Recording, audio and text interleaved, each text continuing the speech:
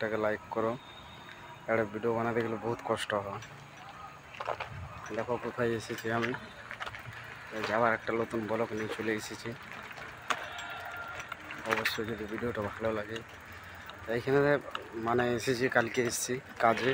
এবারে এসেছি রাতে, এমন মানে 2-3 দিন এমন অসুবিধা হচ্ছিল বাড়িতে থেকে, মানে ভিডিও বানাতে পারছিল, মানে অসুবিধা হচ্ছিল মানে ওই ঘরে তো লেট করে ওঠার এইসব ব্যাপারে, মানে ওই জন্য ভিডিওটা মানে বানাতে পারছিল না। এবারে চাইছি যে প্রতিদিন ভিডিও মানে আপলোড করবো, আর প্রতিদিন আপনারা ঠিক 10:30টায় ভিডিও পাবেন।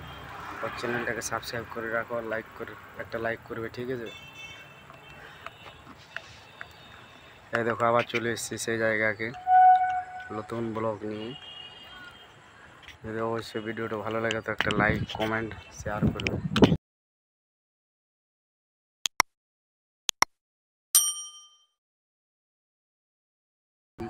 লাইক মারবে আর একটা কমেন্ট করবে।